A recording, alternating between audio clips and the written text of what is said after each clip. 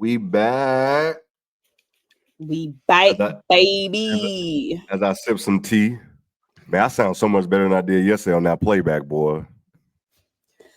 Flu kicking your ass, boy. Boy, I lost 10 pounds. 10?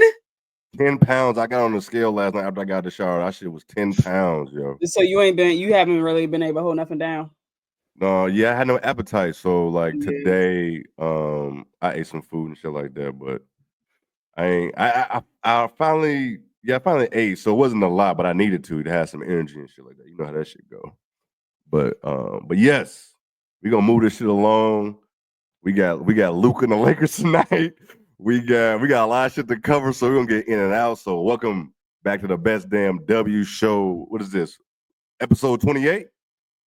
Episode 20, I think it is. For all the new guests, I'm Jay. That's Nick Andre. Don't forget that. I don't want to disrespect him. And Lo, the lady with the many names she has all over the place. Some people call her Olivia. Some people do. No comment. Some people do. But man, we're gonna get into. I know y'all gonna be filing in, man. We're gonna get into this shit, man. First of all, real quick, man, how y'all feeling today? Real quick. You know, I know I've been sick, but how y'all doing before we get this shit started? I'm Gucci as always, man. Gucci. You get you a workout in today, Nick? Nah, I actually haven't been to the gym in a couple of days. I was gonna go yesterday, but I had a headache, so I just skipped out. But I get that. I hit that. Man, right? Amazing. Nick not going to the gym? Shit, what is fucking going on? What is going on? He probably going through withdrawals right now. Right, I feel bad about it too, because I'm like, damn, like I ain't go yesterday, like dang, like. But hey, sometimes I wish I had that in me. man, that man said I missed days, and I'm like, yeah. You know what I'm saying? Nah, it's funny. Like once you miss that one, it's dangerous. Bro, they start stacking up. You can't miss that one because they start stacking up. At least that's how I work. They start stacking up. Quick. No, dead ass. Because once I go I'm gonna try to get on the bike tomorrow. I ain't been doing nothing since I had the flu. That shit I'm gonna fuck around and die. I'm gonna take it easy. Yeah, make sure you eat before you get on there. You know what I'm saying? I don't need to be passing out and shit. I ain't got no life alert. You know, kid be thinking I'm older than what I am.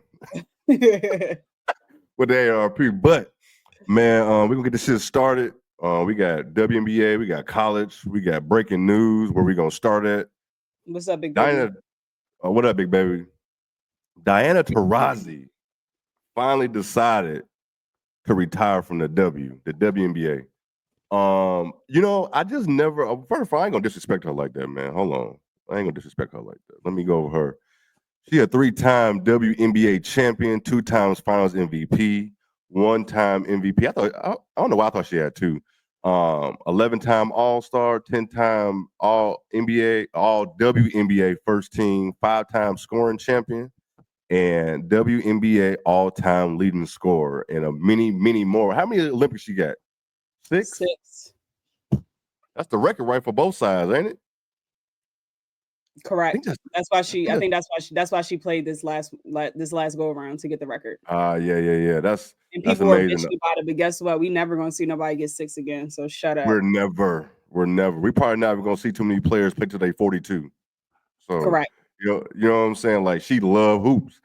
But what did she do at UConn? How many wins she won? 3 at UConn? 2? 3. 3? Yeah. Man, it's just she gave DT gave us so many hoop memories, man. Like I seen her a couple times here. Hopefully everybody was able to see her. You know what I'm saying? But she was just a sight to see. I saw somebody put a old game, her second game in the league, busting the Houston Comets ass. Yo, I forgot about that game. Yo, I forgot about that shit. But when I never knew how I was gonna feel when that shit actually came down about her retiring. I was like, damn, she's really not hooping no more, yo. And she didn't even have a bad season last year. That's the crazy thing about it. Like she probably could have win again this season, but you know, she when it's time when you can't get out of bed to go to practice. Yeah. That shit ain't.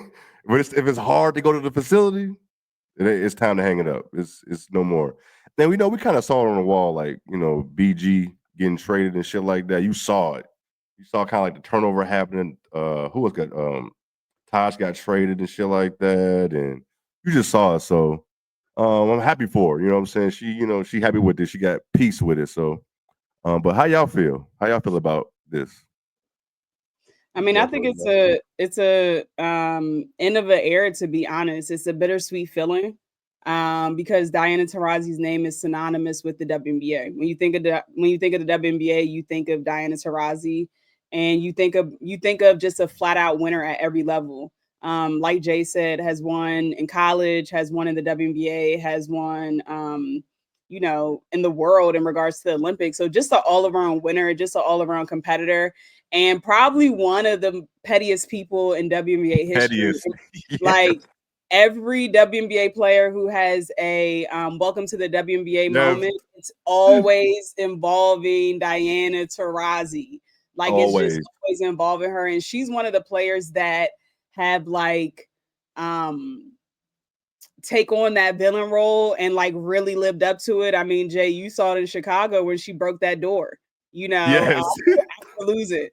So she has so many iconic moments, on the court, off the court. And, I think she deserves to be celebrated. It's unfortunate that she didn't get a farewell tour, but maybe this is how she wanted to go out, similar to Candace Parker. And it's kind of sad. I say bittersweet because like, for me watching since I was a little girl, like the players that I watched are now all retiring. So it's like a new age of WNBA players. Of course, starting with Sue Bird, then Candace Parker, Diana Taurasi. So, Sylvia Fowles. So it's just so many players that I grew up watching that are now retiring and going on to the second parts of their lives or whatever. But the good news is that we have a lot of great young players that are up and coming, a lot of great players that are already in the WNBA thriving. So the game is, in good hands, but I'll just leave it at this. Like when I was a kid and I would, talk women's basketball to the guys that I was hanging out around, because I clearly grew up as a tomboy. The guys that I was hanging out around, the only person that they knew was Diana Taurasi. Like that's the only way they wouldn't know anybody else, nobody else. But all the boys would know Diana Taurasi. And so she's just a staple in the WNBA community. And I got to throw this in here too. A lot of people have her as the GOAT. She's not my GOAT. No. But she is one of the best to ever play basketball, and that's man or woman. I will give her that. She definitely is. How about you, Nick? Yeah, I mean it's bittersweet. DT. I mean, I agree with Lo. I personally don't have her as the greatest of all time, but you can't take away the impact that Diana Taurasi had on women's basketball. I mean, you talked about. I mean, you look at the accolades and just her impact throughout 2 decades. Man, was just super incredible. Definitely greatest player to ever wear a Mercury uniform. Honestly, just the impact that she had for that organization. But like I said, I mean, like she's probably one of the more competitive people to have ever played, and just for her to be able to play this long, and like you said, Jay, even this past year, still actually having a pretty good year, just shows how how hungry she was, for more success, and how disciplined she was to be able to contain herself to be able to play at that high level. So I definitely, I mean, you definitely got to honor that, honestly. I'll be real, like when the news had broke, like I kind of got like felt a way about it because I'm like, damn, like he's actually gone. Like it don't feel right because she's been around for so long, honestly. But it's like Lo said to me, it's pretty much us transitioning to this new era of basketball now, where it's like there is no Diana Taurasi anymore. There's no more Candace Parker. There's no more Maya Moores or Sylvia Fowles or whoever it is now. Like this is a whole new era now, which I mean is great, because I think women's basketball is going into a much different stratosphere, honestly. But DT, I mean, definitely one of the greats, man. I mean, we all projected that she was gonna retire, but we didn't know officially. I mean, especially with, come on, I mean, it's Diana Taurasi. I mean, she could have played honestly till she was probably like 45, 46 years old. Honestly, who knows? But I mean, honestly, I think that she left everything on the floor. Honestly, I think at this point she really had nothing else to prove. Everything else is like going to be for extra credit if she did decide, decide to continue playing. So, congrats to DT, on a great career, man. And I'm excited to see, what she may do next. I don't know if she may get into broadcasting. I don't know if she may just be low. I mean, who knows? But I'm excited to see what's next for her. I would love to see her and Sue continue like the Final Four thing they was doing. Yeah, I like that too. I would like for them to. I really enjoyed that. I really enjoyed that. And you know, she really one of them. He one of them old school players. She still got them big ass TJ4 shorts on. You know what I'm saying? She was never going to give up them shorts. Like she still talks shit. You know what I'm saying? Like she gonna talk shit, cash shit, and still back that shit up. You know what I'm saying? So Look, is she gonna be missed? When you really think of it though, like for someone to never have played an ounce of defense and to be considered one of the greatest ever, like that's a pretty big feat. Like sister ain't never played no defense ever. and literally is going down as one of the best players to ever play in the WNBA. Like, and holds a lot of top records without playing an ounce of defense. So you got to. I just thought about that as I was listening to y'all talk. I'm like, bro, she's one of the greatest, and probably played defense maybe 10 times in the last 22 years. No, dead ass. Yo, she was not playing defense, but she was a bucket. Absolutely. Where she was at, everywhere she played, she was a bucket. Man, I even saw like she won a lot of shit playing overseas in the off season. Like she was winning all type of shit. Like the list is long. Like her and Candace resume, it's like a CVS receipt. That shit long. Like this shit is. I'll be reading for like 20 minutes. There's so much shit on her shit, but it's like it's sad, but you know what shit all gonna come to an end. It's just sad on both sides of hoops. All our favorites from growing up are pretty much they're either done or they about to be done. Yeah. And it's like, and like you said, it sucks that we ain't get no farewell tour, but some people just don't want that shit. Yeah, like, I think Kobe was really the only one, honestly. I think, D Wade had it too, but I think everybody else. D Wade had it. D Wade had it. Kobe definitely had it. And you know, sometimes I was definitely on that farewell tour too. Just throwing that out there. Who? I was definitely on Kobe's farewell tour. Oh, I bet you was. I pulled up the Philly. Like, oh, it's shit. Funny because it's funny because I bought the tickets before he announced his retirement. I just had a feeling. I said, "This is last year, bro. I'm literally paying with whatever to go to that game." And I think I paid like $500 for 2 seats, but I was only like probably 4 rows up from the court. Like I had great seats, and those tickets went for like I was going to resell them. Those tickets was like people were trying to pay me like $2,000 each, but I was like, "Nah, bro, I got to see this man live. Like, nah, I got to." So. No, yeah, that's how. And you know what's crazy? Like now, like NBA shit, man. That's crazy. You found that shit on a Kobe farewell tour. Well, I mean, you bought them early before he probably announced it, but still, it's like NBA tickets now are ridiculous. You know what I'm saying? Like, I can't. There's no way I can sit that close for that amount now. No, it's not no farewell. Like, if Braun even announced a farewell, good luck. What them shit you better have a friend. Yeah, fuck all that.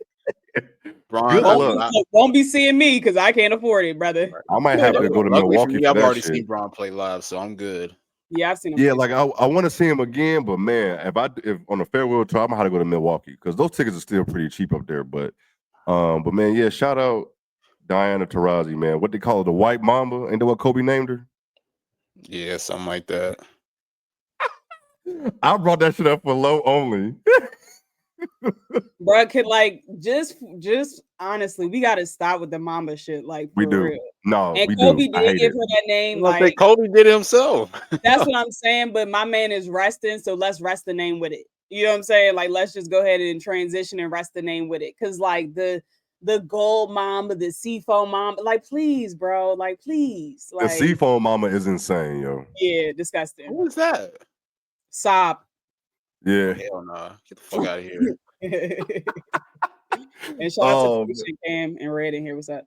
Oh yeah, what's up to y'all, man? But man, it was just out of nowhere. The W news is just out of nowhere, just been shit coming up, just out of nowhere. And you know, we kind of knew something was coming. The View bogus for even putting that shit out first about her going on the show tomorrow. They did that. They post before the real announcement even came out. So I don't know if that was planned. You know how that shit is behind the scenes and shit like that. But it was like once the View have put DT is gonna be on their show tomorrow, it's like, why is she gonna be on the View? You know what I'm saying? Like, so it was like we kind of knew was coming, but I thought she was gonna announce that shit on the View or some shit like that since it's a women's based show.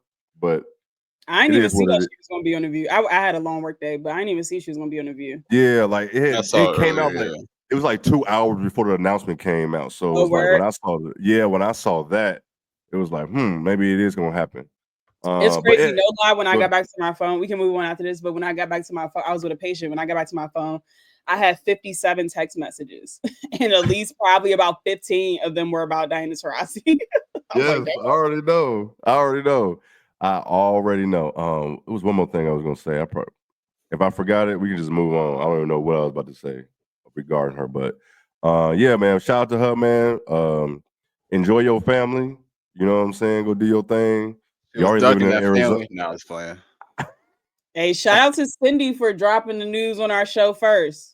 That's what I was gonna say. That's what it was. Thank you, Lord. Yeah, shout out to her, man. That was episode 7. Yes. September 12th or something like that, man. Like, she definitely shout out to Lo for even asking that question. Facts. Good journalism. Good. You know how to find. You know how to journalism. slide it in there. Yeah, good journalism right there, boy. And Sydney gave us a straight up answer, and I've never forgot about that either. Yeah. I've never forgotten about that. Shocked. I was actually shocked she gave us a straight up answer like that. To be honest. Me too. She didn't like bounce around it. She could have danced around that shit and everything, but she didn't. So out to her for sure. But we're gonna move on. We'll keep this train moving. We got on to some college basketball. We're gonna start with Notre Dame versus NC State. That happened on Sunday. The first game of the day, man. NC State won 104-95 in double overtime. Nick, man, what's your thoughts on the overall game? No, matter of fact, your thoughts on Notre Dame, how they played. Let's start there. Are we going there first? Yeah, let's start there. Let's get them. Or let's praise NC State. Yeah, I was gonna say, yeah, like, I mean, we definitely got to give NC State. Yeah, let's praise. They played a great. I mean, look, this is the type of match that you show up for. I mean, this was the number 1 team in the country coming into your home building, so you had to show up. And I've been on record saying how great NC State's guard play has been, and they definitely showed up in this contest. Yes, they did. You talk about Zoe Brooks, who had 33 and 10 rebounds. Nia James had 20 points, shot 8 for 19 from the floor, and I've been saying she's probably one of the more, I wouldn't even say underrated scores, but like probably one of the more underappreciated scores, because she's on one of the top teams in the country. But it's like, I think she gets overlooked as an offensive talent, and I think she definitely showed up in this matchup. But then you also had Sanaya Rivers, who nearly had a triple double in this matchup. The unsung hero, in my opinion, for NC State had to be Tilda Trigger, who had 19 points and 9 rebounds. I thought that she was a class in the glass and being able to establish herself inside.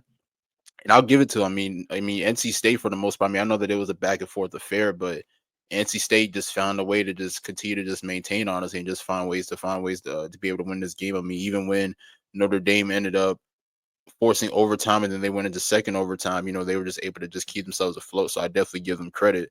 Now to Notre Dame's side, I give a lot of credit to Sonia Citron, because obviously with her hitting the game tying shot to send it to overtime, but she was pretty much holding the team down for most of OT and the second OT, honestly. How much she had in this matchup? She had, I didn't even put down how many points she had, but I mean, obviously she had a really good performance, honestly, and I think that she really played a role, especially in overtime, being able to keep them afloat. Now, she had 23, 11 for 18. Okay. That's her only three. Her only 3 was the game time 3. Oh, really? 1 for 4, yeah. Big shot, shit. For someone that not made a 3 before that, yeah, crazy. But but we have to talk about the backcourt of Notre Dame, and I'm sure that's where you wanted to go to at first, Jay. Yeah. Real quick before you get started, one thing that stood out to me the most about, and I know Hannah gonna get killed, and she's been getting killed. Goggles, she was sitting down. They were sitting her down in crunch time on defensive side because she was getting cooked. I ain't never seen that. Well, they were both in foul trouble, so that might have played a reason why. But I will say she was definitely getting cooked.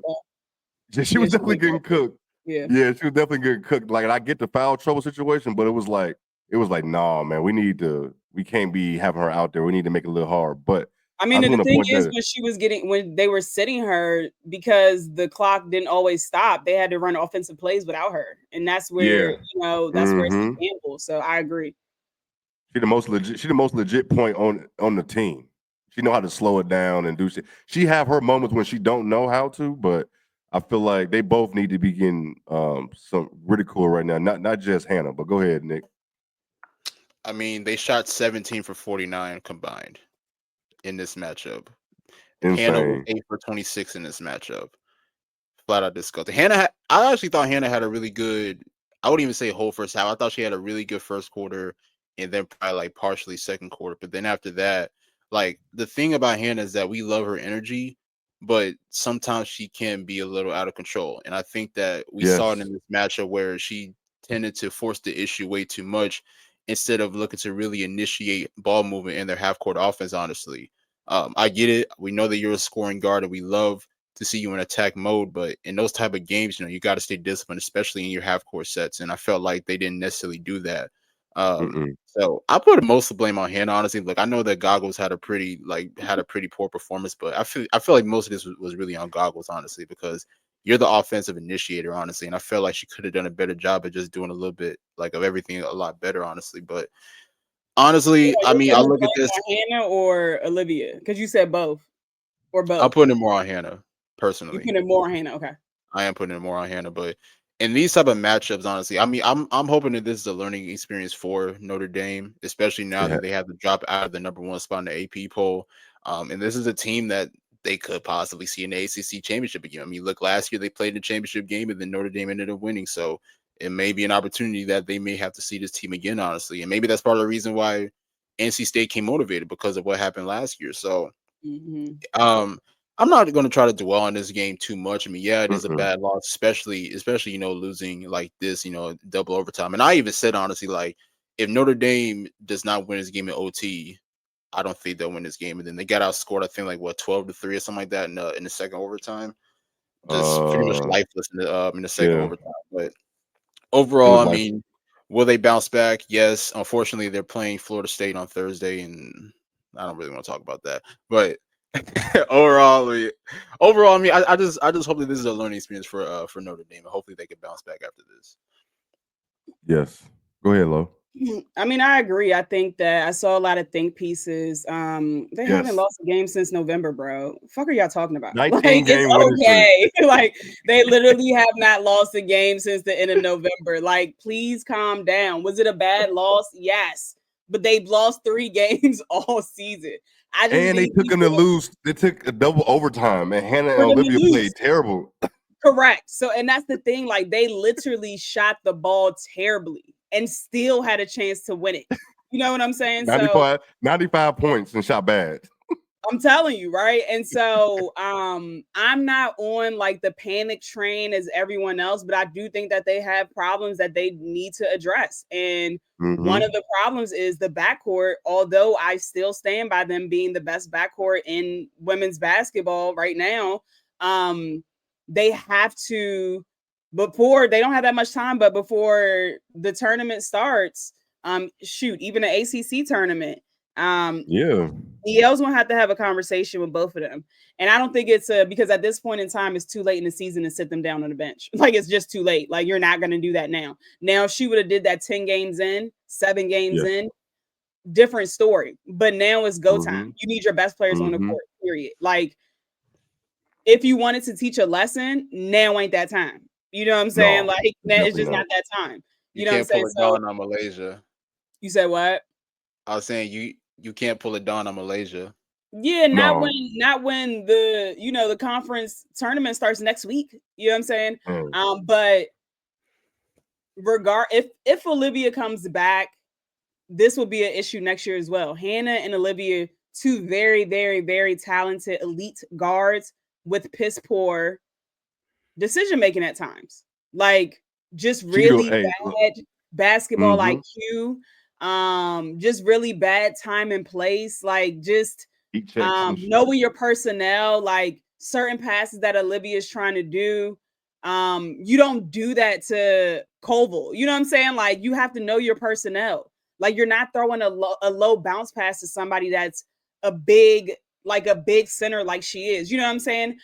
So I think that comes with maturation. And we have to also remember Olivia Miles has not played basketball before this season in 300 and something days. So when you build your basketball IQ, it takes playing basketball and being in different situations to help that maturation. And for Hannah, she's also in a different position because last year she was tasked with, hey, you go out and just figure it out, like do it with Sonia. But now Olivia's there, so you have a 3-headed monster instead of a 1.5 to 2-headed monster, right? So it's a lot of learning still going on, but I think this game was very important for them because quiet as it's kept, they haven't been in a lot of close games. So they needed this kind of game before the tournament started. They really, really needed this game. It showed them that, hey, we can still lose. Hey, we still have a lot to work on. So very important lessons before going into tournament time. But something that stuck out to me, Notre Dame is a fairly good 3-point shooting team, and between Hannah and Olivia, they made 6 for 20. Nasty. 6 for 20 from long distance. Nasty. In fact, Olivia thought it was a good idea to shoot 13 fucking threes. Why are you shooting 13 threes? Why? Yo, she had so many heat check threes in the first half. Like, did y'all see the last 3 at the end of overtime? Like, what was that? 3 seconds. 3 seconds left. It's just such poor game management. And I understand if you think you can hit that shot, sister, cool, but this ain't the time to do that. Take it. You know your shot's not falling. Go to the bucket. Period. Go to the cup. You know your shot's not falling. And that's just, again, basketball IQ. You know what I'm saying? And so, again, I don't want to give too many think pieces on this because at the end of the day, it's one loss. Hopefully it pushes them in the right direction, but they just have to make good decision making. Honestly, if they made 2 more threes, we wouldn't even be having this conversation. You know what I'm saying? But I'm glad North Carolina won because, or NC State won because they needed to learn this lesson. We've been kind of saying all year, yes, they've been dogging teams by 20, 30, 40 points. So we don't really see the mistakes that they've been making because they've just blown teams out. But low key, they could be up 20 and Hannah still just goes on a random tangent where she's just doing God knows what. With the basketball, people don't be knowing that because they ain't watching them games. Yeah. Right. Being sloppy, being cute with the ball, but they're up so much that you don't really see. You know what I'm saying? Like, you don't really notice it. But this has been there all year. Hell, this has been there since last year. I said one of the biggest things that she had to do in going into her sophomore season was improve her basketball IQ. And the way that you do that is watching film. The way that you do that is just being on the basketball court. And I think it has gotten better since last year. But for her to be a national player of the year candidate and being top 2, you know what I'm saying? You cannot have poor basketball IQ. You can't do this. Like, you cannot play like this. And the crazy part is, shot terribly and still had 26 points. Yes. You know what I'm saying? Like, shot terribly and still had 26 points. But I want to also give a little bit of time to NC State too. They played well. Like Nick said, Zoe Brooks' career night with 33 points. And I think it was a special night for her because her and Hannah, of course, like they kept saying on the broadcast, they grew up together, they played together. So a very special night to, show out because Hannah is the talk of the town right now. No one's really talking about NC State like that, but now people are talking about them. So it was a hell of a win for them. And to be honest, I mean, they won the game off of free throws. They was clutch with their free throws. That's how you close the game. Listen, they usually shoot 66% from the field. They missed 2 free throws that night. They shot 24. They made 24 out of 26 free throws. Insane. Like, that's the game. That's literally the game. That's how you win. Right there. Like, that's literally the game. That's how you close out number 1. Yep. And then they just simply made shots. They just shot the ball better from the field, from long distance, and the free throw line. So, I mean, if you're not hitting shots, if you're not defending well, you're not calling great offensive sets, you're going to lose the game. So shout out to NC State. Shout out to Wes Moore because he's been on the chopping block and these players are saving his job. Like, let's be very clear, because why didn't they foul when they had a foul to give with the game going before it went to overtime? Why? Like, what are you thinking? Why didn't they foul? Had plenty of fouls to give. Like, what? Plenty. Like, that's coaching. Did y'all not discuss it in the last time out? Like, when you know you don't have that many timeouts left, you run through a few sequence of plays. Like, hey, if this happens here, if this happens, we have a foul to give. If this happens, we're gonna inbound the ball here. You know what I'm saying? Like, it's different things that you go over when it's not that much time left in the game. You don't just go over one thing. So I'm not sure. I'm really not sure how they didn't foul in that situation. But neither here nor there. Shout out to NC State. Hell of a game, big win, and it almost seems like the teams that are in that number 1 spot They keep getting knocked out. Notre Dame only held that spot for a week. A week. So, They and played one game. I think 2 games at number 1. Right, and I'm gonna read this real quick. The last time 4 schools held a top ranking during the same season was in the 2020 to 2021 season with South Carolina, Stanford, Louisville, and UConn. So since the AP poll started in 1976, there's never been more than 4 teams to reach number 1 in the same season. So we'll see if another team, if Texas somehow loses or something happens, we'll see if a new team goes up, but probably not. It'll probably just be recycling the same team, the same 4 teams. Yeah, for sure. Before we move on from this, I did notice that both coaches was playing the hell out their starters. Like the Notre Dame's bench only scored 2 points, and then NC State bench only scored 5 points. So that I didn't even notice that during the game that shit was even happening. 2 points from the bench. Wow. Nasty. 2 points? I mean, like who's coming off the bench for them though? That's the thing. You got what's that girl's name? You got Prosper. Yeah, Prosper. What's the 0 points? Liza, yeah. They got and her. Koval. No, Koval's coming off the bench now? Oh, because Maddie's back. Yeah, Maddie's back, and then they got Koval's coming off the bench. So and Koval only played 4 minutes. That's crazy. Yeah. That's crazy. That's crazy. I didn't know she only played 4 minutes. That's crazy. He played 4 minutes. Prosper played 10. When their big was kind of getting rebounds and doing a little bit of work. She had 17 points, right? Yeah, you got. Yeah, you needed her. You needed that 6'5" body in there trying to grab boards. You needed your own 6'5" in there. Eat up them fouls. Use her to eat up fouls. Do something. She only had 1 foul. Like I don't understand. It wasn't just the best day overall for Notre Dame. And shit like that happens when you go on the road. College game day is there and shit like that. People blowing smoke up under Notre Dame's ass and shit like that. So that's how it be sometimes. But still, it still took a damn double overtime for them to lose that game. So I'm not gonna put too much on it at all. All. But Notre Dame, they have Florida State on Thursday and then Louisville on Sunday. Playing, Nick?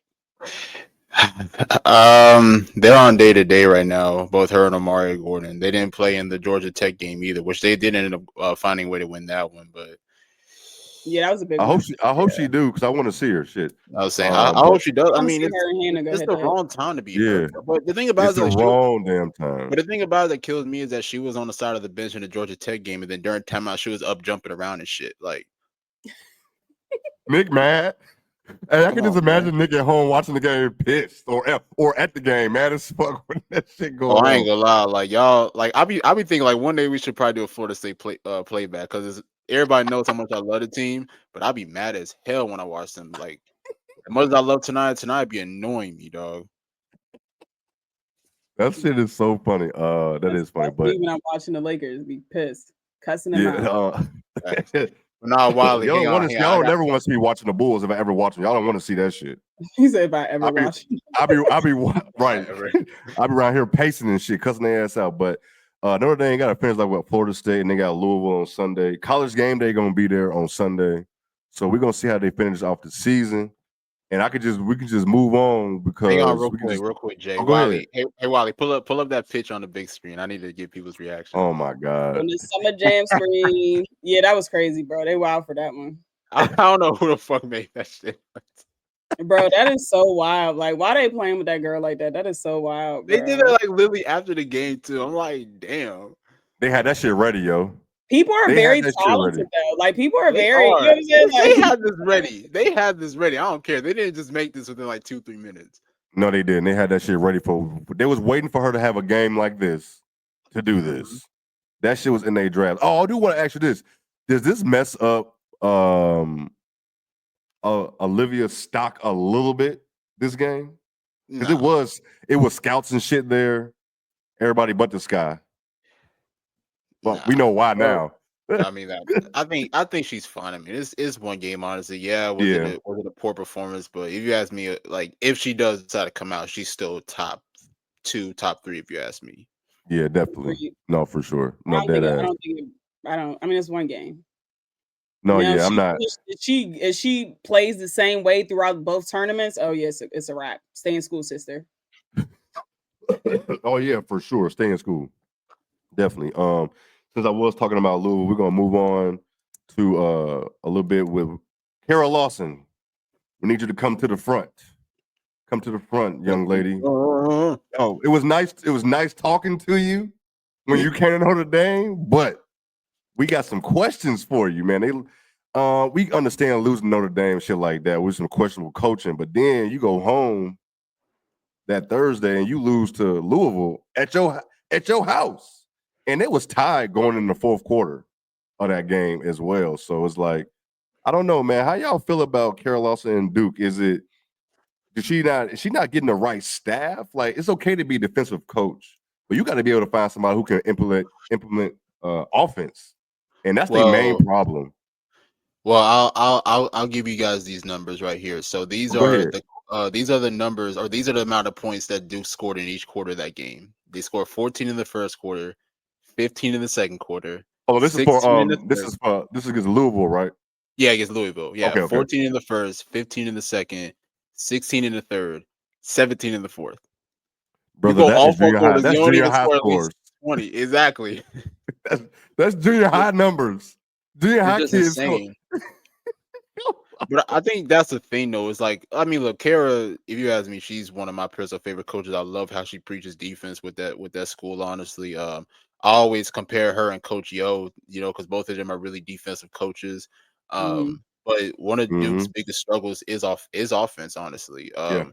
And the thing is, they got scores over there. They got people who can score the ball. Scores. They have an elite wing duo with Reagan Richardson and Ashlyn Jackson. And I think I saw a stat too where like Reagan's only averaging around like 5 points over the last like 7-8 games. And I'm like, why is she only averaging like around like 5 points? Like, she should be one of their go-to scorers, honestly. But yeah, she got to take some blame. She definitely has to take some blame for that too.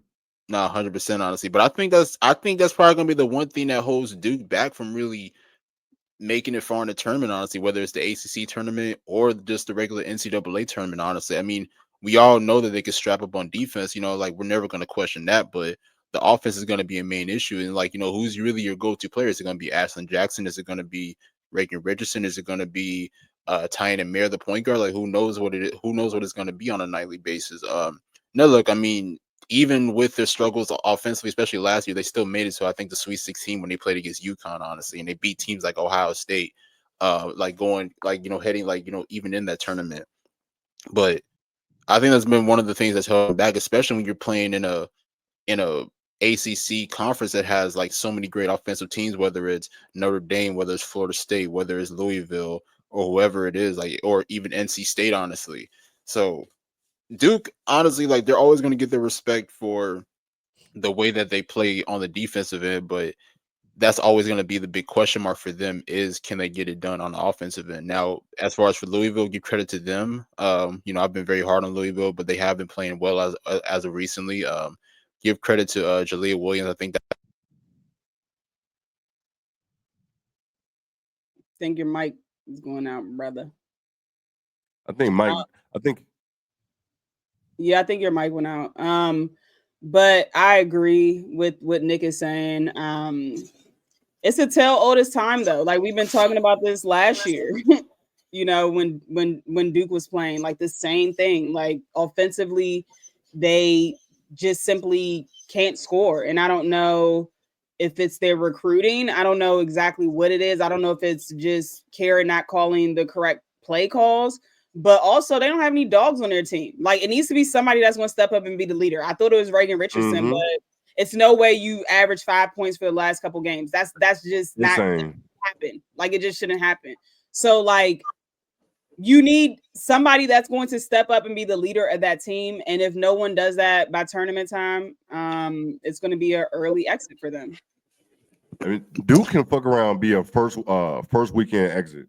I won't say I don't know about first weekend. Maybe it depends on who they play. Y'all talking about ACC, or y'all talking about the NCAA? The NCAA tournament. NCAA tournament, not ACC. NCAA, I could definitely see them losing in the first weekend with their offense looking like it is. Honestly. It's either they can lose in the first round, or they could probably get to the Sweet 16 again. Like, How far did they make last year? Sweet 16 last year? Yeah, they played. Well, UConn, right? They played UConn, they right? lost to UConn, I think it was Yeah, they lost to UConn. But man, it's not looking good. Do you think she's gonna be on the hot seat soon, or is she already there? Is it mid? Is it like I doubt it, just honestly. I warming mean, up? they love care out there. Yeah. They I think do. that's the thing. It's like, And it's they Duke. got hella And she, respect. to be honest, she is changing that program to make them even be talked about again. So you know, Duke has always kind of been like a I won't say powerhouse, but like when you talk about women's basketball, Duke is one of those schools that you typically talk about. And for a little bit, no one was really talking about Duke. Care came and kind of revived what was going on there in Durham. So I think, you know, I mean, yeah, pretty much. I mean, like I'm their just- last, like before that, their last like elite player was, I think, Lexi Brown. right. Damn. Yeah, that was like 20. I'm trying to think who else came out of Duke. You Chelsea right, Gray Nick. came out of Duke, but that was like Chelsea. 2012. I was gonna say yeah, but she was always injured there too. Yeah, she was. I think she had like ACL tear. Mm-hmm. Damn. Yeah. But man, anything else on Kara and Duke? Great Nope, coach, we can move but this. you might got to get somebody else on that bench that can draw up some plays for you, sister. Yes, she needs that. Like for real. Like you better get you somebody who gets you some offense going because you're teaching defense well. It's just the offense is They just don't even like they just look confused or like they don't even look to score. Like, you know what I'm saying? Like you put somebody like hand on that team, they jacking. You know what I'm saying? Like they don't even look to score. Like no, they don't. They don't. They don't at all. But man, moving on to other college basketball news. We got Texas. Shit, I forgot. I should have pulled it up, but we got the new AP poll. You got Texas at 1. You got UCLA at 2, right? Mm-hmm. Notre Dame at 3. Let me find this shit real quick. I should have had that shit pulled up. It's right. I got it. I'm just going to do the top 10. I ain't finna go through the whole thing.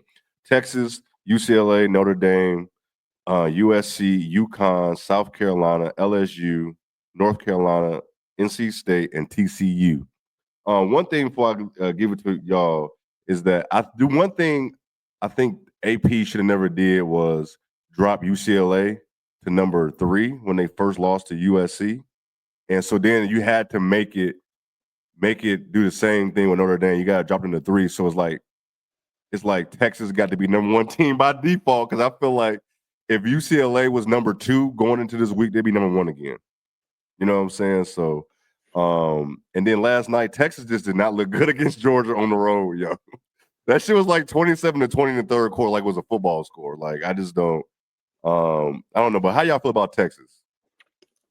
Well, just looking at the schedule, it looks like they're probably going to remain the number 1 seed because they play they play Mississippi State on Thursday, then they play Florida on Sunday. So they're probably going to win both of those If they games. play how they played yesterday, Mississippi State might be able to. I'm telling you. I mean, I'll be right. Mississippi State got offense. Like That's what I'm saying. If they play how they played yesterday, it might be a close game. I gotta go back and watch. No, yeah. They played terrible. For real. They played terrible. UCLA should be the number 1 team. And shout out to Meg. I love Meg. That's her team, but Texas should never have been number 1. UCLA has literally lost 1 game all season. And I don't think that they should have dropped to 3. Like, that's just my opinion.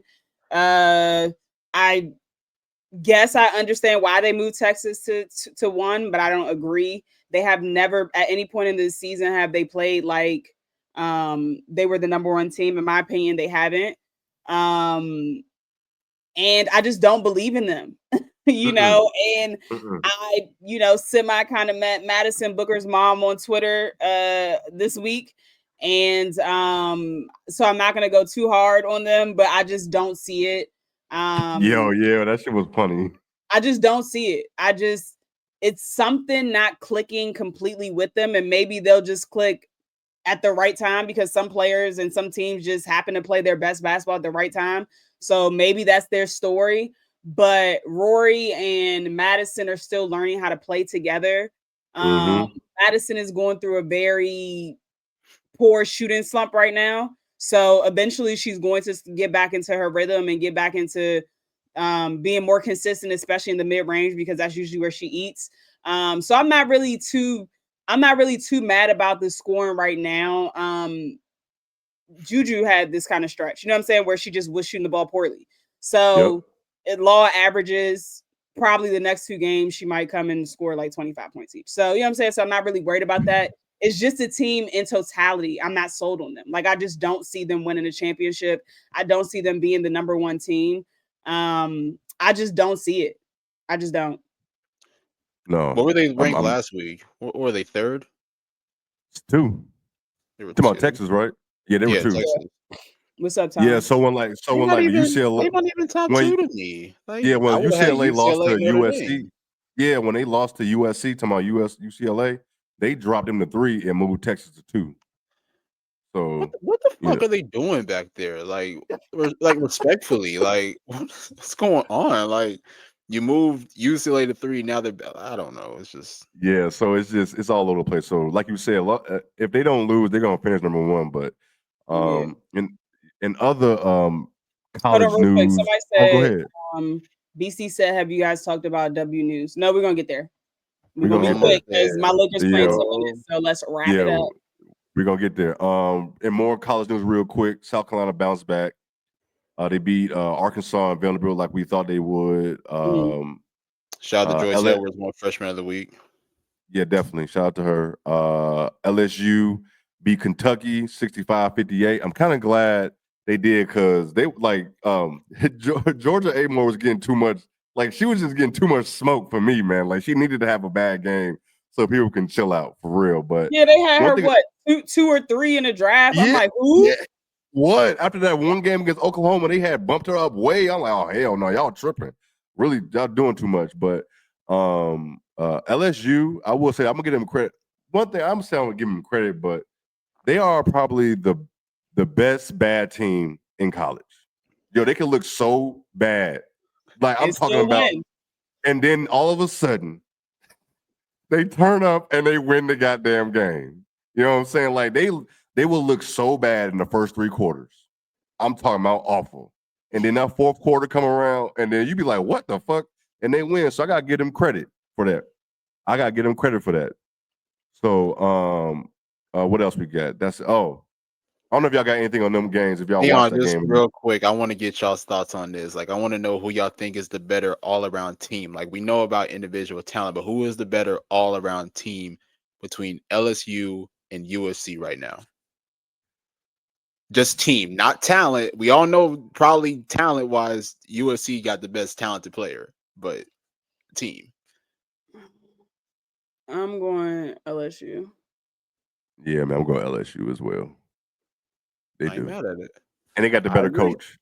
We may not like Mulkey, or people may not be a fan of her, but she's definitely a better coach than Lindsay. So coaching definitely helps with that as well. So so we'll see. Hey, I'd like to get a matchup, an LSU USC matchup in the tournament. It could definitely happen. Yeah, I'd like to see that. I definitely would like to see that. It could definitely happen. Before we get out of the college and move on to the W, USC UCLA is Saturday, round 2. And before I let y'all go, man, I got USC sweeping this. I got USC sweeping it. Okay. Yeah. I think Juju has found, even though both teams been looking rocky. You know why I say that? I got USC winning. I don't think London and Kiki gonna pop up. I don't think they're gonna show up. I don't think so. They just don't show me enough ever. They never show me enough. Sheesh, tough crowd.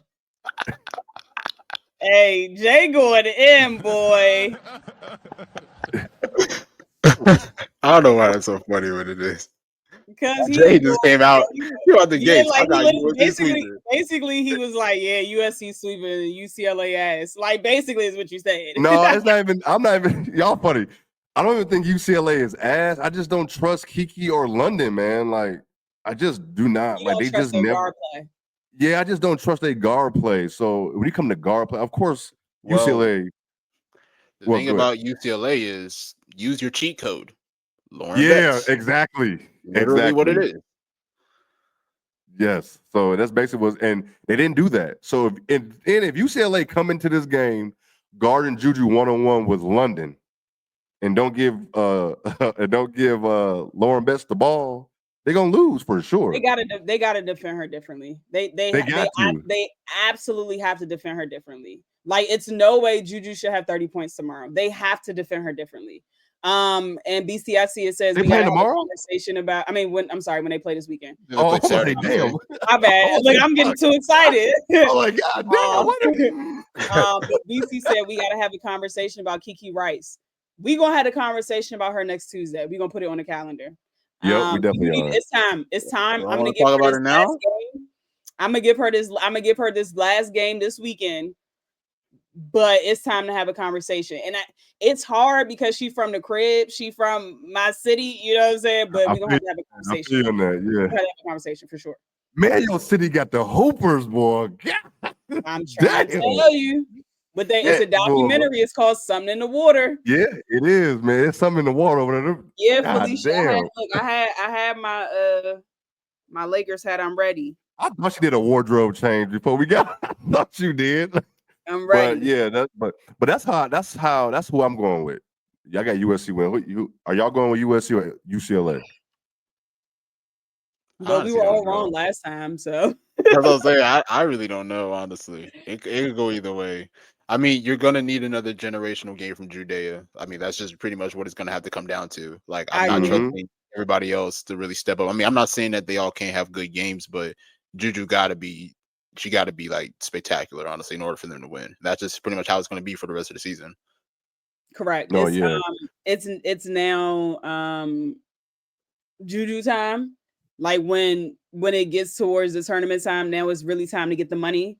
And so the best players show up in big moments. So we're going to see what 12 is made of. We've already seen what 12 was made of. The whole world was watching, literally.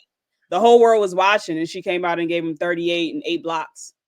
Only one of her team scoring. So I agree with Nick. If Juju has a generational game like she had last time, I'm going USC, but I just don't know. I just can't see them defending her with London Jones again. I just can't see it. Like, they better not. So if I'll say this, if London Jones is the primary defender, USC is going to win the game. If she's not, and they're giving if they're giving different looks, I'll go UCLA. But it just really depends on what their defense looks like. So I'm gonna still go UCLA. Actually, fuck it. I ain't going against 12 again. I'm going USC. I'm gonna say this. I'm gonna make this bold statement right. My heart says UCLA, but I'm gonna say fuck it. I'm going with 12, bro. There we go. Go ahead, Nick. If Judea Watkins goes into their crib and steals that win and has the same type of game that she had, I don't give a fuck what Hannah been doing. She wins National Player of the Year. I'm with you, Nick. I knew where you was going with that. You know what, Nick? Fuck it. You know what, Nick? I'm going. Hannah and Betts ain't been doing it. Hannah and Betts ain't been doing it lately. Right in their crib and do the same thing that she did in the last game. Oh yeah. I might have to agree. I'm with you on that. I'm not even might. I agree. If I agree with you on that. Juju walk to the other side of LA, walk in their shit, snatch their chains. Okay. Yes. And if it's like the Juju show again, not her. I mean, even if her teammates help a little bit, because where was y'all last game? But you know what I'm saying? Like, if it's the Juju show again and she walking into UCLA, snatching their chains and going back to the crib with it, oh yeah. Best player in the country. And Juju's good on the road too. She's proven it on the road. I mean, you saw what she did against Stanford. Even this past year, even a couple months ago against UConn. She can play on the road. She can definitely play in hostile environments, yo. Listen, he's not afraid. If they don't get Lauren Best the ball, like I really can't even. Like, honestly, they got to get her the ball. They literally have to get her the ball. Like, that's the key to the game for them. So we'll see what they come out with. The first 5 minutes is going to tell me everything I need to know. You know how to do that. Yep. But yeah, y'all better not let 12 win. Y'all better hope 12 don't win, bro. Because I'm going nuts on Twitter. Please. Oh yeah. Y'all better hope she don't win. Yes, I'm with both of y'all. That's a great take, Nick, because I've been thinking about that. I've been wondering how people feel about the National Player of the Year shit with how Hannah and Lauren Betts been going, and Juju got that rest, and now she's back hooping. Because, I mean, you got to think about it, because in many people's eyes, UCLA is the best team in the country. So if Juju beats them twice, Twice. quote unquote best team in the country. Oh yeah. Yeah, I mean, I don't think they're the best, but I agree with you. Yeah, a lot of people do think I don't think they're the best team in the country. A lot of people do think they're the best. I'll be watching. I mean, it's because they have 6'7" Lauren Betts in the middle, but they just don't get her the ball as much as she needs to get it. Yeah. Like they would be the best team if they just pound. Like she needs to put up at least 20 shots a game. Like there's no reason she's not top 5 in scoring in the country. That's the thing though, because it's like outside of her though, it's like UCLA's not that. I mean, I'm not gonna say they're not talented offensively, but there's not other like real go-to scorers on that team. Well, the thing is, Nick, it's their guard play. The guard play is not good because Janiah Barker, she's solid.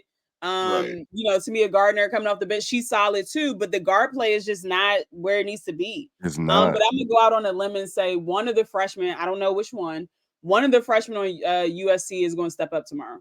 So either Kennedy. She had a bad game too.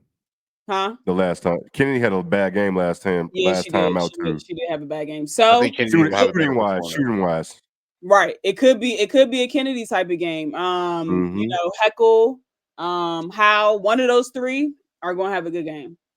I'm with you. They're not going to let you do it by herself. And Kiki been playing a little bit better too. I got to give her credit as well. Kiki Ariel Atkins, she's been playing a little bit better too. She has. She has been looking comfortable. Looking more confident, going to the bucket stronger. Footwork looks better. She's still smoking layups, but definitely not as much. It's not as much, but she's still doing that. Yeah. But yeah, man, it was a Sunday was a long hoops day for sure. Just hoops all day long. But man, on to the W real quick. We have some breaking news, man. Every time I take a goddamn nap, it's a breaking news when I wake up. It was like, I want to say like 47 to 50, 57 messages in the group chat between us when I woke up. I didn't know what the fuck was going on when I saw that. Like, I didn't know what was happening. And so if y'all don't know the trade, the Chicago Sky in between the Mystics, the Chicago Sky is getting Ariel Atkins and for the third, and the Mystics are getting the 3rd overall pick, and they did a pick swap.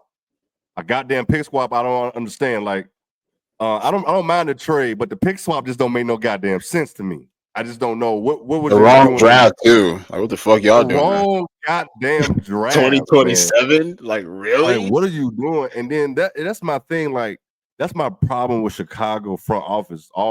Pretty much all my life is we never know if you are rebuilding or if you are. Whatever you're doing, we just don't know what direction they're going in. It's just like it happened out of nowhere. You know what I'm saying? So I don't mind the trade. People talking crazy about AA on the internet and shit. I don't really understand. Well, I do understand because they probably wasn't watching her ever. But I don't mind the trade. I know people are talking about like she may not resign. People are talking about what they can core. Listen, we don't know what the CBA going to be. It may not even be a fucking core in the CBA. You know what I'm saying? Like that shit may not even be there. So we can't speculate on the CBA and shit like that, but we got it for this season and then next season, correct? That's what this guy got for 2 years, right? Just one. I'm about to say, I think she's a free agent after this year. Okay. Well, yeah. So, I mean, hey, man, hopefully you can re-sign her. You know what I'm saying? Like, I mean, I was just about to start my campaign for Sonya, so I don't mind this because she is better than Sonya. But what else you gonna do after this? Especially with the other pick we have. But my biggest gripe is the pick swap. And I'm just going to hand it off to y'all because I still don't understand the pick swap at all.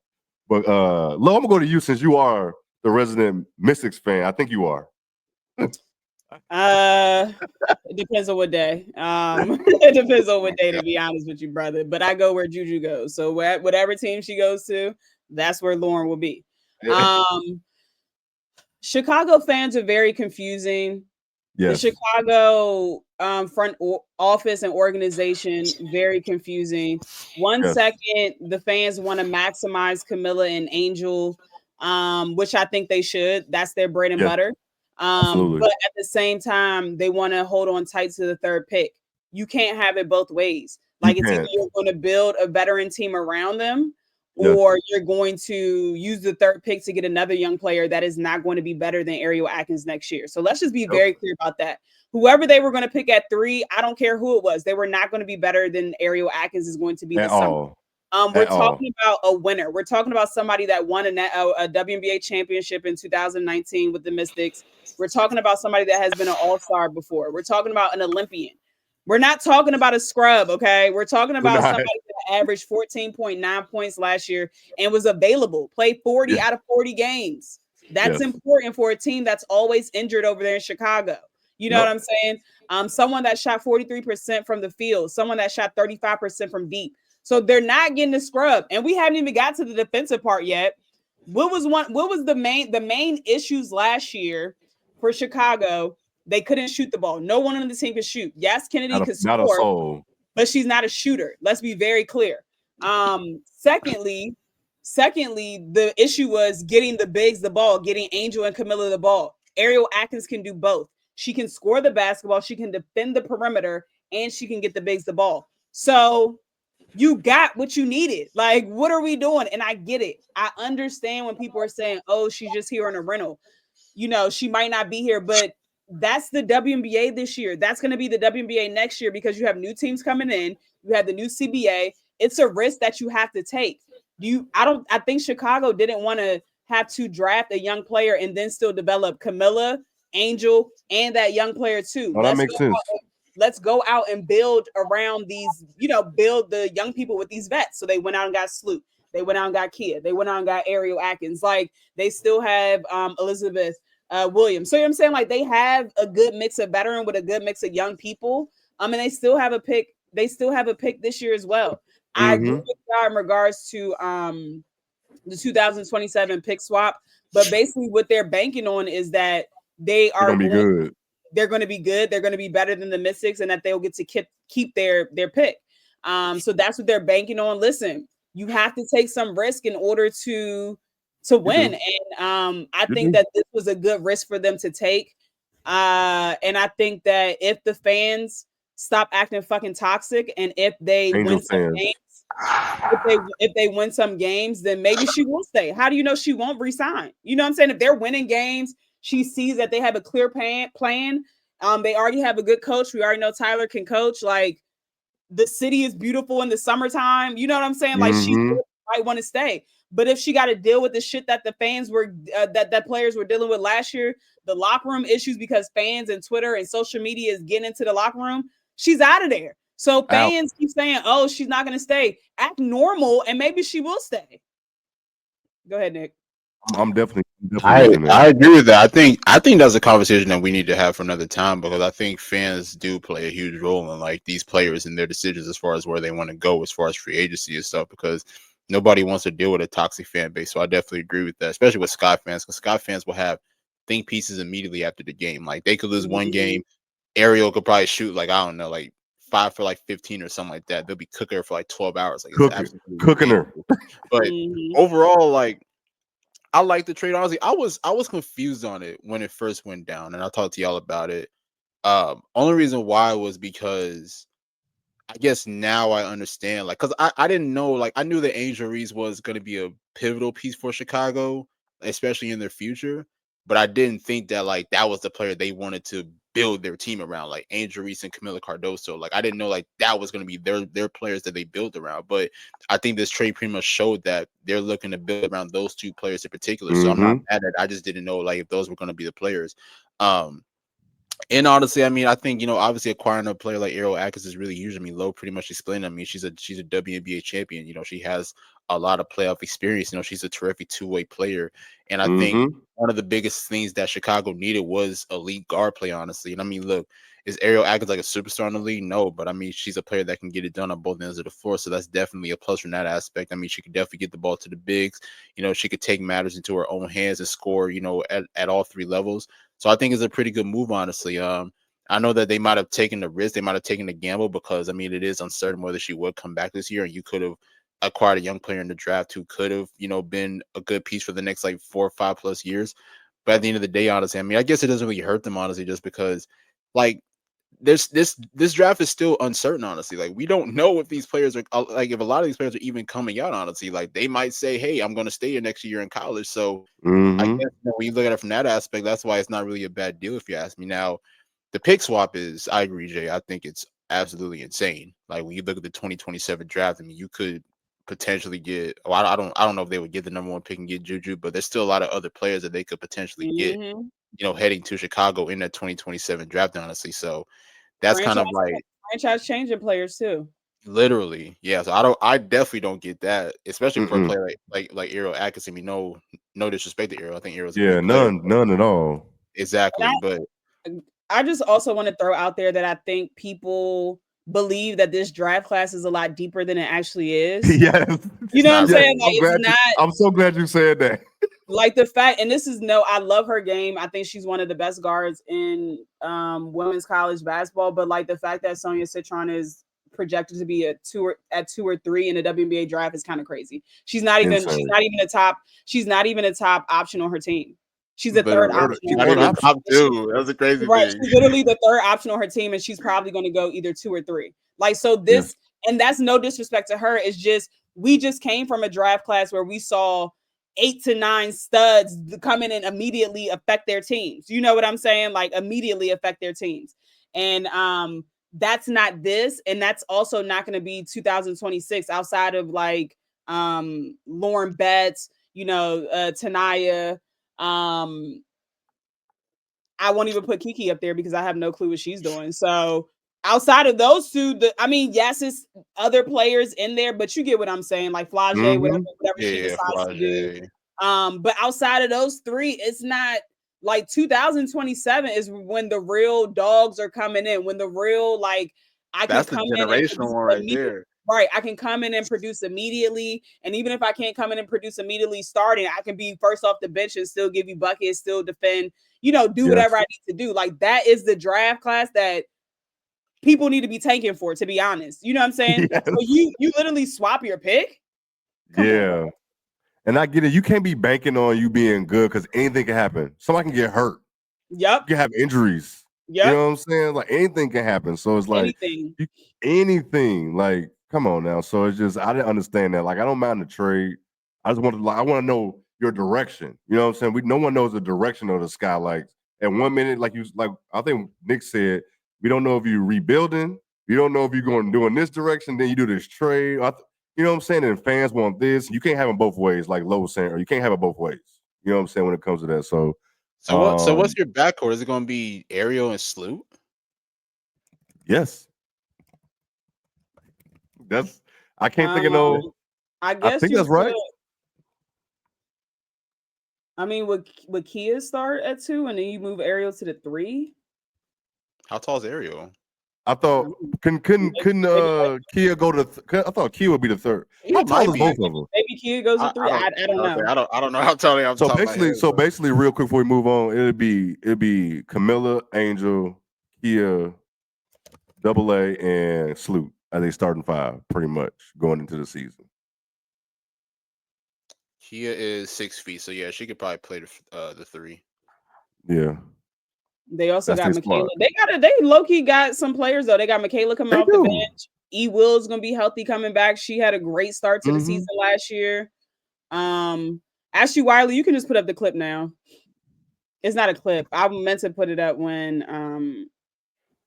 I was talking about Ariel Atkins. Hey, my guy be having some takes, boy. Some dumbass takes for sure. Oh my God. Like some dumbass takes. Like Ariel Atkins was a starter on a bottom 4 team last year. The idea that adding her to another bottom 4 team moves any type of needle is lost on me. Trading this year's pick is one thing. Trading anything to do with the 2027 is madness. I agree with the second part. Trading anything to do with 2027 is madness. Crazy. But going from a bottom 4 team to another bottom 4 team doesn't move the needle. Are you nuts? Like, are you not smart? Like, what are you talking about? First of all, they literally had a completely different team last year. It was 8 new players. They traded away their best player in the middle of the fucking season. Of course, they're going to be trash. Like, but they still almost made the playoffs before Angel got hurt. 1 or 2 games away from the playoffs until Angel got hurt. Like, they probably would have made it if she never got hurt. Bro. Like, do y'all know these players? Like, just because they're not these top name players that are now getting notoriety doesn't mean they can't hoop. Ariel Atkins is literally one of the best guards in the WNBA on both sides of the ball. Like, look at the numbers. Like, what are you talking about? It doesn't move the needle. They have a whole new different team, you fucking idiot.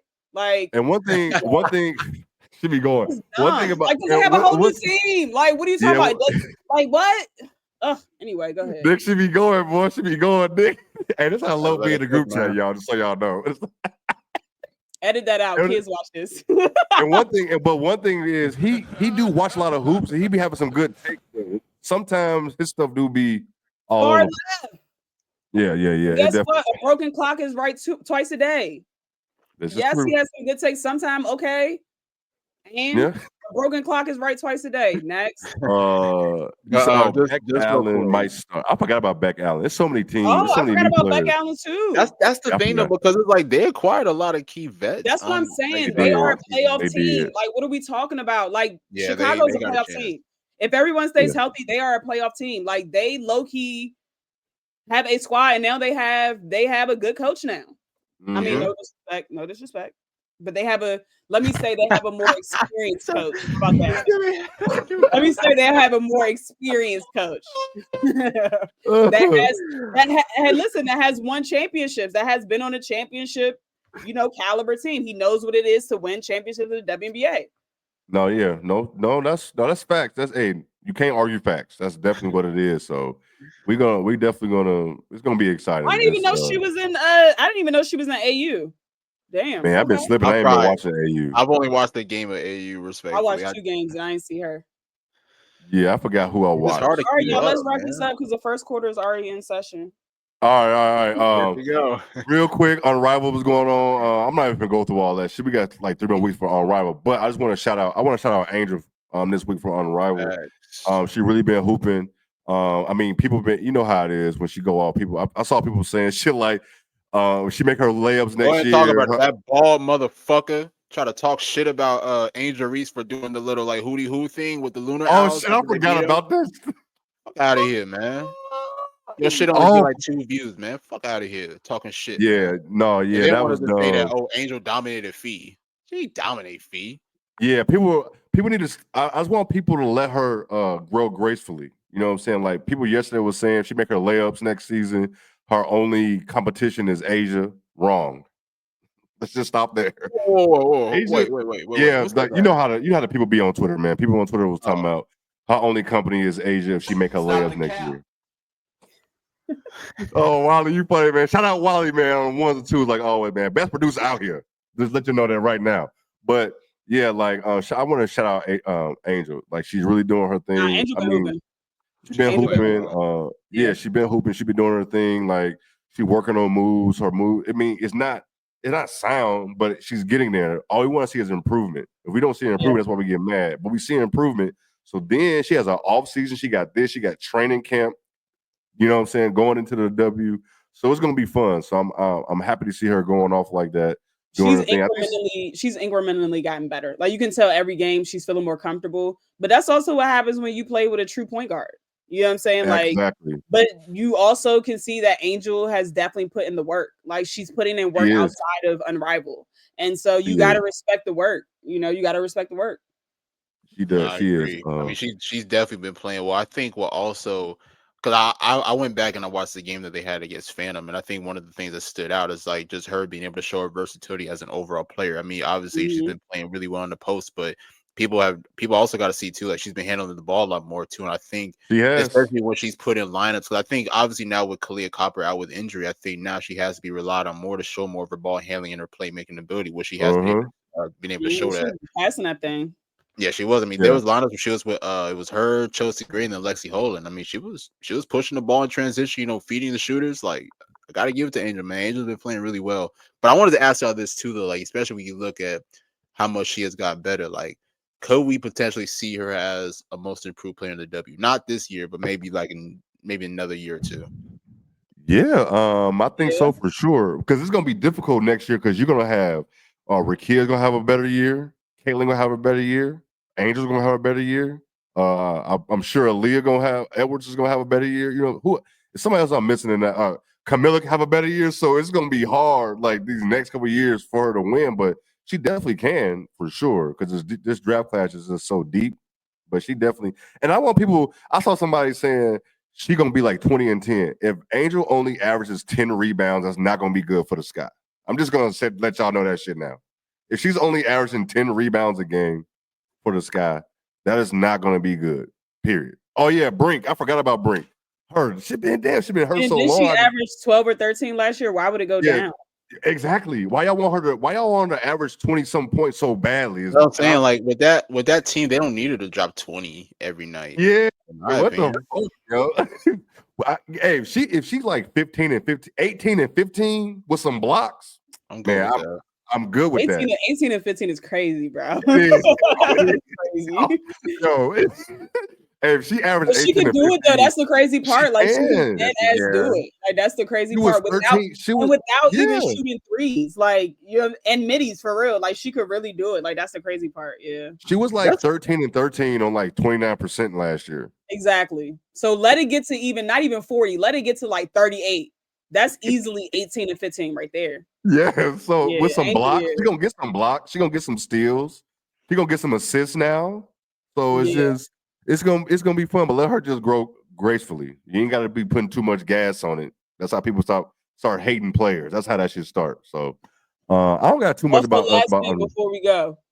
Yes. The point guard is fucking back. Sorry, I know I was in your ear. But the point guard is fucking back, y'all. Like y'all was talking spicy. I know it's just an off-season league, but guess what? She's rearing into form. We back. I'm talking shit this year. Like, cause y'all really played on her top. Like, y'all was really talking crazy about Chelsea Gray for no reason at all. No reason at all. She literally struggled and had a lingering injury last year. The point guard is back. Stop saying she's not the point guard, because guess what? Y'all just start watching basketball and we don't give a shit about your opinion. They try to tell me she won the best point guard in the league in the WNBA. I don't get into those back and forths.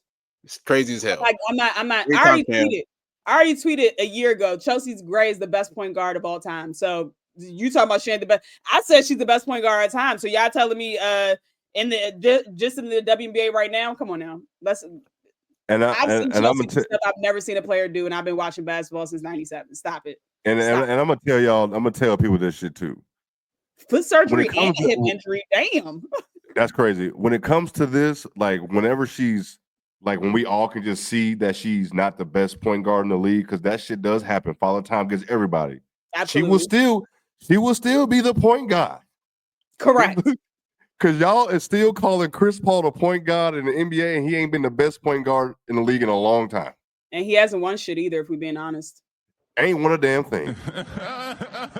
So we're just gonna keep it there. Chris Paul is a Hall of Famer, but come on now. And I do want to throw this out here. I'm not, and this is not overlooking what Caitlin Clark did her first year. Like, phenomenal first year. It's not. We're not. Did she play better than Chelsea last year? Absolutely. I'll give her that. But guess what? She also has not done stuff that I've seen Chelsea Gray do. And until she does that, Chelsea, even if she does that, they're gonna be in our comments. Oh my God, they about to be in our YouTube comments. And that's fine. Y'all can find me on Twitter at Lolo BYKE. Y'all, come on, this is entertainment for me. Like, come on now. I'll take no, dead ass. It is. And I mean, but it's not even a knock though. We're not even trying to knock Caitlin. Like, we all acknowledge Caitlin is a great player, but like Chelsea is a phenomenal passer, elite 3-level scorer. Like, Chelsea has done it, especially in huge playoff situations. Like, I keep saying it, and I'm going to keep saying it. It's on YouTube. Go look up 2022. It's on the app. It's back on the app too. Great. Probably one of the greatest postseasons I've ever seen in my life. Ever, man or woman. Mm-hmm. Literally. Yeah, man. No, seriously. It was it's levels to it. And do I think that Caitlin Clark will be even better this year? I think she's gonna be phenomenal. I think like last year, even though she had a good year last year, I think it's gonna be stepped up even another notch this year, especially because she got a lot of talent around her. So it's gonna be, we're gonna see these conversations all year. Who's the best, Chelsea or Caitlin? And so, like I said, I'm sticking to my pick no matter what, because guess what? I've seen her do shit that I've never seen anyone do before. Yep. So that's just what it is.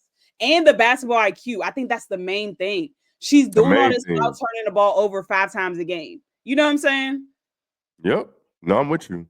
Yeah. So that's, I ain't gonna go too deep on Unrivaled because we're trying to get up out of here. Nick, you got your Black History Month Player of the Week. Yeah, but just real quick before I get into that, like just real quick. To me, with the unrivaled MVP, it's a lock. Fee unanimous. Oh, Sorry, Fee is a lock. I Yeah, agree. I don't think it's. I don't think, unanimous. yeah, it's definitely a lot. It's definitely a lot. But Nick, give us the. I didn't pick one because Yeah, I know you but was doing this, and I kind of like this. So Nick, give us your player of the week for Black History Month, and we can get up out of here. yeah, I got two. I got a current one and I got a Black History Month. I got for the current one, I got Zoe Brooks. We talked about it earlier. Great performance Mm-hmm. against Notre Dame. I think like 33 points, 10 rebounds. Pretty much led the way as far as beating the number one team. And then for my Black History Month, I just got to go with Maya Moore, 4-time champ, MVP, one of the greatest scorers the league has ever seen. Retired prematurely, but that's neither here nor there. But definitely one of the greatest ever played. So shout out to Maya Moore. They're gonna say that every time. Yeah. Still mad about it. Real quick before we get up out of here, though, since it's Black History Month, and we're talking about women's hoops, of course. But if you can go back, if you haven't, go watch the documentary on the '96 Olympic team. It's a 3-part. I rewatched it again this weekend because I thought I was about to go home. I was about to go to the man how I felt with upstairs. the flu. He was calling you. Yeah, Probably was. that's what it felt like. Shit, but I rewatched it and it's like, man, them women went through so much, but they paved the way, like some real trailblazers. So I forget the name, but it's the 30 for 30. You just go check it. It's on Disney Plus, so go check it out if you got that. Man, great show. Go watch Luka and hope he destroy the Dallas Mavericks. Watch some hoops. We're gonna do some playbacks. I believe we're gonna figure that out. If you're in Notre Dame this on Thursday or Sunday, come say what's up. Hey, I'm actually excited game day gonna be there because I ain't never been to a college game where game day was there. So I'm about to be trying to shoot my shot. What's up? Well, ESPN being in the building like that, I'm definitely gonna try to do some networking. Definitely get a contact. They gonna give you Rebecca Lobo, man.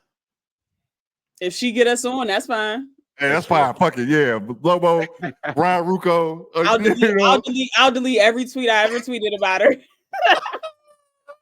That's funny. But shout out to everybody up in here, man. Real quick, is Cynthia Cooper the GOAT of the NBA? Ron said, is Cynthia Cooper the GOAT of the WNBA? One of the greatest, most definitely. I don't know about GOAT, honestly. I mean, look, what she was able to accomplish during a short time in the W was definitely incredible. I mean, pretty much in her 30s too.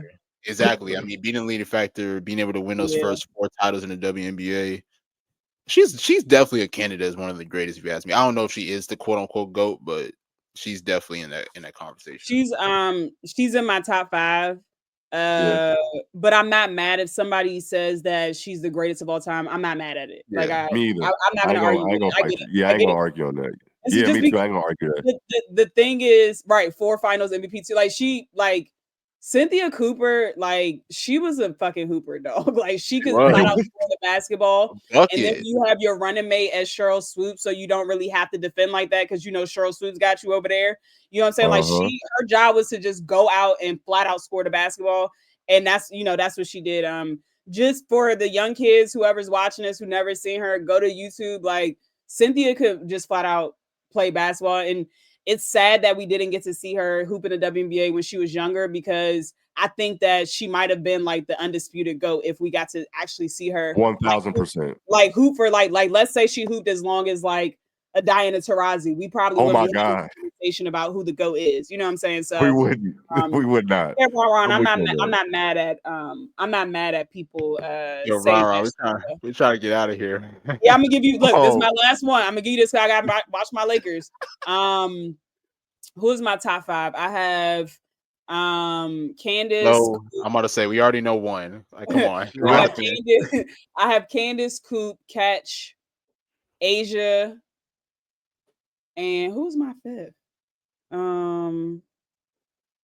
Why can't I remember? Candace, Coop, Catch, Asia. I'm missing somebody.